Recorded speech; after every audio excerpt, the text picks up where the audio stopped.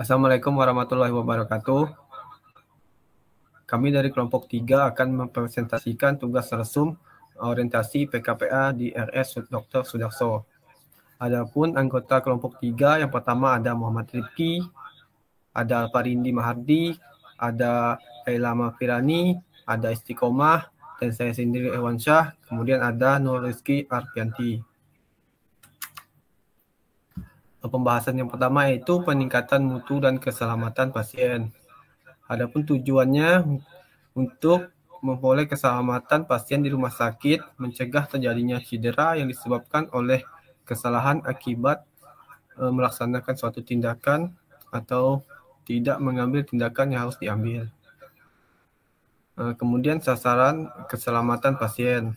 Yang pertama yaitu pengurangan risiko yang sedang berlangsung pada pasien, staf, dan lingkungan. Kemudian merupakan bagian integral dan meningkatkan mutu secara keseluruhan. Kemudian pembentukan organisasi atau komite PMKP yang mendukung program mutu dan keselamatan di seluruh area rumah sakit. Kemudian ada ketiga, yaitu ada keselamatan dan kesehatan dan kerja. Yang pertama ada hazard atau bahaya potensial, di mana keadaan yang menimbulkan kerugian dalam bentuk cedera, sakit, kerusakan pada harta, proses properti, dan lingkungan kerja. Kemudian ada resiko, yaitu kemungkinan untuk terjadinya cedera akibat dari suatu bahaya atau kombinasi dari kemungkinan dan akibat. Resiko regantung, ada jenis pajanan, frekuensi, durasi, dosis, dan respon.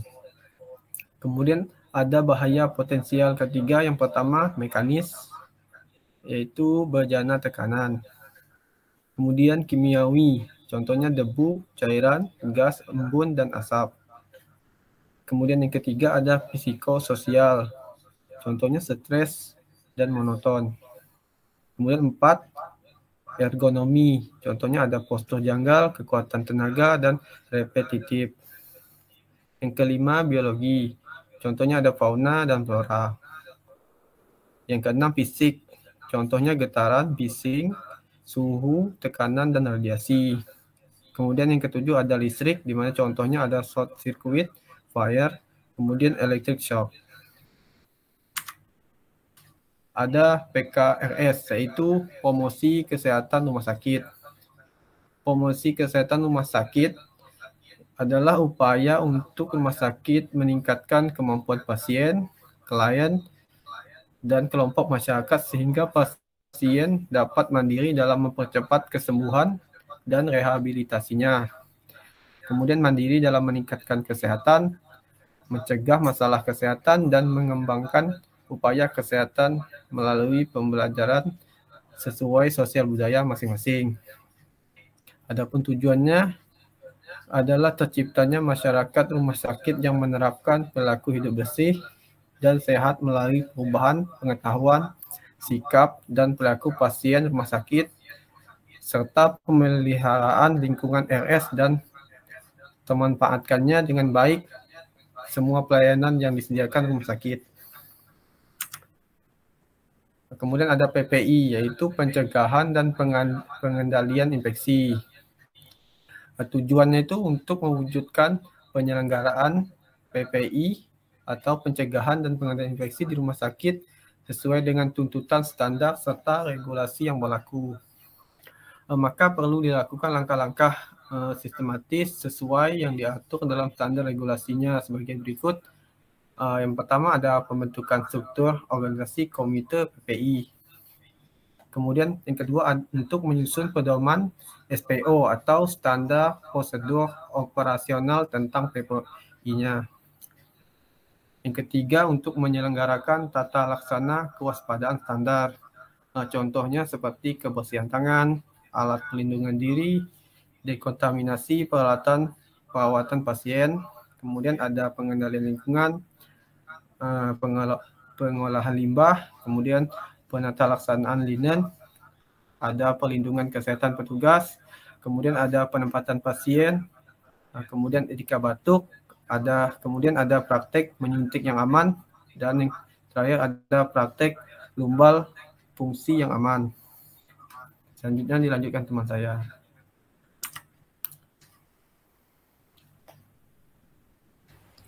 Baiklah, lanjutan dari materi PPI, pencegahan dan pengendalian infeksi. Yang keempat, menyelenggarakan tata laksana kewaspadaan berdasarkan transmisi, yaitu kewaspadaan transmisi melalui kontak, melalui droplet, dan melalui udara, airborne precaution. Yang kelima, surveillance infeksi terkait pelayanan kesehatan. Yang keenam, melaksanakan pendidikan dan pelatihan tentang PPI. Yang ketujuh, pengendalian resistensi antibiotik. Dan yang kedelapan, monitoring dan evaluasi dengan ICRA, Infection Control Risk Assessment. Lanjut. Kemudian SKP yaitu sasaran keselamatan pasien. Tujuannya untuk meningkatkan keselamatan pasien, maka perawat harus memahami 6 sasaran penting keselamatan pasien. 6 sasaran keselamatan pasien tersebut, yang pertama itu ketepatan identifikasi pasien. Ketepatan identifikasi pasien merupakan sasaran pertama yang harus diperhatikan pasien untuk mengurangi terjadinya kejadian yang tidak diinginkan selama di rumah sakit. Perawat harus memperhatikan apakah identitas pasien sudah benar atau tidak. Untuk memastikan ketepatan identitas pasien, perawat harus mensinkronkan data yang dimiliki dengan gelang identitas yang digunakan oleh pasien. Selain itu, perawat juga bisa menanyakan langsung kepada pasien mengenai nama pasien, umur pasien, dan tempat serta tanggal lahir pasien. Ketepatan identitas pasien sangat wajib diperhatikan untuk menghindari kesalahan dalam pemberian asuhan keperawatan maupun pemberian terapi. Salah pemberian terapi dan asuhan keperawatan dapat mempengaruhi kesehatan dan keselamatan pasien selama di rumah sakit. Dampak yang sangat besar akan dialami oleh pasien apabila perawat teledor dalam memberikan terapi dan asuhan keperawatan akibat tidak teliti dalam mengenali identitas pasien. Next. Yang kedua, peningkatan komunikasi yang efektif. Komunikasi sangat penting untuk melaksanakan asuhan keperawatan yang akan diberikan perawat terhadap pasien. Sebelum perawat menangani pasien, perawat harus mengumpulkan data-data yang dimiliki oleh pasien yang tentunya dapat dari pasien itu sendiri. Apabila perawat tidak memiliki komunikasi yang efektif, maka perawat tidak akan bisa mendapatkan data objektif dari pasien. Apabila perawat tidak dapat membina hubungan saling percaya terhadap pasien, maka pasien pun enggan untuk memberikan masalahnya kepada perawat. Selain itu, apabila perawat tidak dapat berkomunikasi secara efektif kepada pasien, maka dia tidak akan mengetahui hal penting apa saja yang harus dia tanyakan kepada pasien. Next.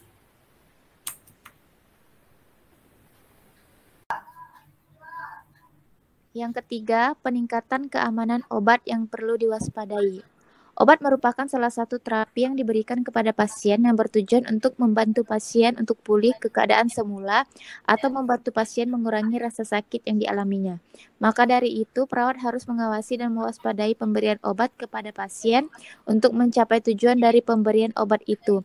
Salah satu cara untuk meningkatkan keselamatan pasien adalah dengan memperhatikan proses pemberian obat. Yang keempat, kepastian tepat lokasi, tepat prosedur, dan tepat operasi. Kepastian tepat lokasi, tepat prosedur, dan tepat operasi merupakan sasaran keselamatan pasien. Keempat, mengapa hal ini penting untuk diketahui agar tidak terjadinya kesalahan yang tentunya akan meningkatkan angka kecelakaan di rumah sakit. Kepastian lokasi merupakan hal penting yang harus diperhatikan perawat pertama kali. Perawat harus mengetahui mana bagian yang harus dioperasi. Jangan sampai terjadi kesalahan yang seharusnya dioperasi bagian perut sebelah kanan karena kurangnya perhatian perawat mengetahui lokasi yang akan dioperasi malah terjadi di sebelah kiri. Selain itu, memperhatikan lokasi operasi hanya diperhatikan oleh perawat, namun semua tenaga medis yang akan membantu tindakan operasi termasuk dokter. Next. Yang kelima, pengurangan risiko infeksi terkait pelayanan kesehatan. Rumah sakit merupakan tempat berkumpulnya seorang penyakit dan tempat seorang pasien berharap dapat sehat dan tak merasa kesakitan. Sasaran penting keselamatan pasien kelima merupakan pengurangan risiko infeksi. Infeksi sangat mudah terjadi di rumah sakit, mulai dari kelalaian perawat dan memperhatikan alat-alat yang digunakan pasien dalam pengobatan di rumah sakit hingga kelalaian perawat menjaga kebersihan diri sebelum menangani pasien. Yang keenam, pengurangan risiko pasien jatuh. Sasaran keselamatan yang terakhir harus diketahui perawat adalah risiko jatuh. Masih sering terjadi pasien jatuh baik dari tempat tidur atau pada saat berjalan ingin ke kamar mandi. Hal ini harus diperhatikan oleh perawat. Perawat harus memastikan keselamatan pasien selama berada di rumah sakit. Perawat harus memastikan bahwa pasien tidak terjatuh selama di rumah sakit karena ini akan mempengaruhi kondisi fisik dari pasien. Namun, mengenai pasien jatuh tak mesti perawat 24 jam harus bersama pasien dan menjaga pasien agar tak jatuh. Perawat dapat memberikan pendidikan kesehatan dan keselamatan terhadap keluarga pasien yang menjaga untuk memperhatikan keadaan pasien dan selalu mendampingi pasien pada saat ingin berjalan ke kamar mandi dan selalu memperhatikan keselamatan pasien selama di tempat tidur. Baik, akan dilanjutkan oleh teman saya. Selanjutnya PKPO atau pelayanan kefarmasian dan penggunaan obat. Pelayanan kefarmasian adalah pelayanan langsung dan bertanggung jawab kepada pasien yang berkaitan dengan sediaan farmasi dan alat kesehatan dengan maksud mencapai hasil yang pasti untuk meningkatkan mutu kehidupan pasien.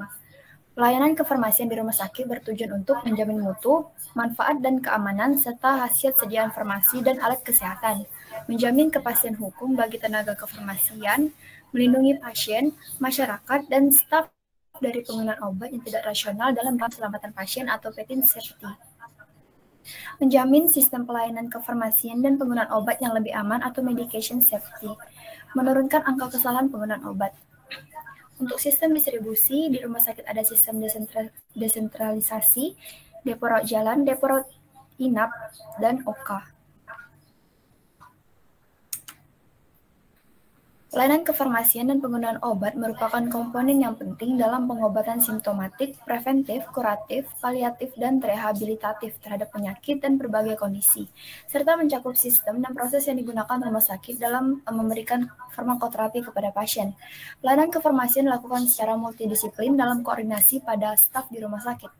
Rumah sakit menerapkan sistem rancang proses yang efektif, implementasi dan peningkatan mutu terhadap seleksi, pengadaan, penyimpanan, persiapan, atau permintaan obat atau instruksi pengobatan, penyalinan, transkrip, pendistribusian, penyiapan atau dispensing, pemberian pendokumentasian, dan pemantauan terapi obat.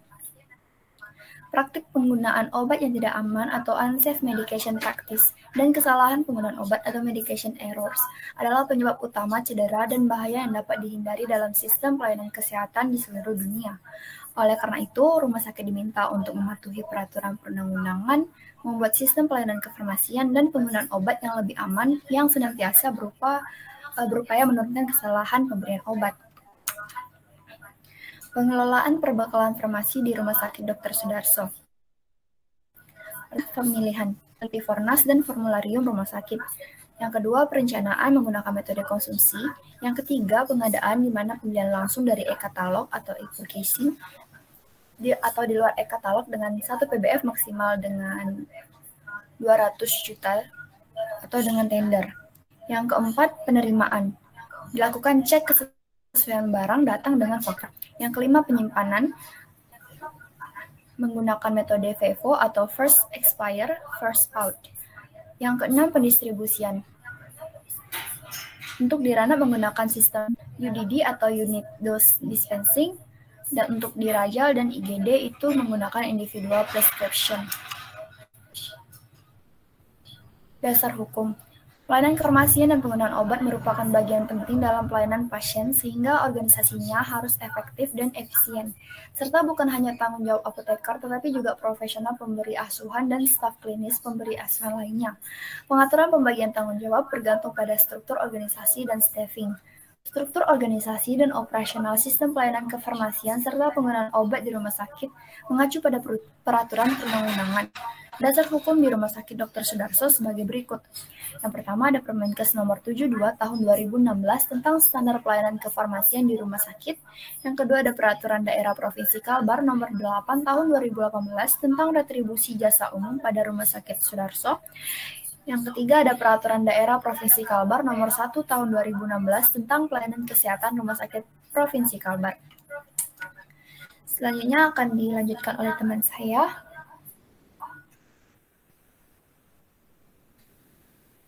PKPO atau Pelayanan Kefarmasian dan Penggunaan Obat.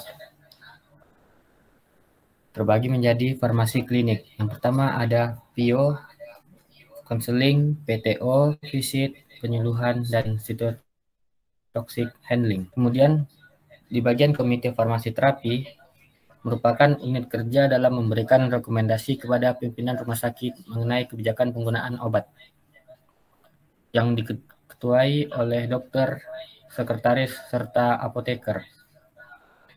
Di mana tugas komite farmasi terapi yaitu mengadakan rapat rutin setiap bulannya. Standar kompetensi farmasi. Kegiatan pelayanan kefarmasian di rumah sakit meliputi 2 kegiatan, yaitu kegiatan yang bersifat manajerial berupa pengelolaan sediaan farmasi, alat kesehatan, dan bahan medis habis pakai, serta kegiatan farmasi klinik. Berdasarkan Peraturan Pemerintah Nomor 51 Tahun 2009 tentang Pekerjaan Kefarmasian dinyatakan bahwa dalam menjalankan praktek kefarmasian apoteker harus menerapkan standar pelayanan kefarmasian. Adapun tujuan dari pengaturan standar pelayanan kefarmasian yaitu untuk meningkatkan mutu pelayanan kefarmasian, menjamin kepastian hukum bagi tenaga kefarmasian, dan melindungi pasien masyarakat dari penggunaan obat yang tidak rasional dalam rangka keselamatan pasien. Standar kompetensi PKPA. Penyelenggaraan standar pelayanan kefarmasian di rumah sakit harus didukung oleh ketersediaan sumber daya kefarmasian sebagai mana dimaksud salah satunya yaitu sumber daya manusia terutama apoteker. Dalam rangka mempersiapkan calon apoteker, penting untuk dilakukan praktik kerja profesi bagi mahasiswa calon apoteker. Laksanaan PKPA di salah satu instansi pemerintah, yaitu di Rumah Sakit Umum Daerah Dr. Sudarso ini, menjadi wahana pembelajaran untuk calon apoteker dengan harapan mahasiswa memperoleh pengalaman dan gambaran nyata terkait pelayanan kefarmasian di rumah sakit, serta mendapatkan pengetahuan dan keterampilan dalam menjalankan pekerjaan kefarmasian di rumah sakit. Standar kompetensi farmasi di rumah sakit. Adapun kompetensi farmasi di rumah sakit yang sesuai dengan kompetensi apoteker Indonesia yaitu mampu melakukan praktik kefarmasian secara profesional, mampu menyelesaikan masalah terkait dengan penggunaan sediaan farmasi, mampu melakukan dispensing sediaan farmasi dan alat kesehatan, mampu mempunyai keterampilan komunikasi dalam pemberian informasi sediaan farmasi dan alat kesehatan, serta mampu berkontribusi dalam upaya preventif dan promotif kesehatan masyarakat, mampu mengelola sediaan farmasi dan alat kesehatan yang berlaku, mempunyai keterampilan organisasi dan mampu membangun hubungan interpersonal dalam melakukan praktik profesional kefarmasian. Ya, serta mampu mengikuti perkembangan ilmu pengetahuan dan teknologi yang berhubungan dengan kefarmasian. Adapun tujuan praktik kerja profesi apoteker di rumah sakit yaitu meningkatkan pemahaman calon apoteker tentang peran, fungsi, posisi, dan tanggung jawab apoteker dalam pelayanan kefarmasian di rumah sakit. Membekali calon apoteker agar memiliki wawasan, pengetahuan, keterampilan, dan pengalaman praktis untuk melakukan pekerjaan kefarmasian di rumah sakit. Memberikan kesempatan kepada calon apoteker untuk melihat dan mempelajari strategi dan kegiatan-kegiatan yang dapat dilakukan di rumah sakit. Mempersiapkan calon apoteker dalam memasuki dunia kerja sebagai tenaga farmasi yang profesional, serta memberi gambaran nyata tentang permasalahan pekerjaan kefarmasian di rumah sakit. Baiklah, sekian presentasi dari kami kelompok 3 Apoteker Untan Angkatan 14. Mohon maaf jika ada kesalahan kata.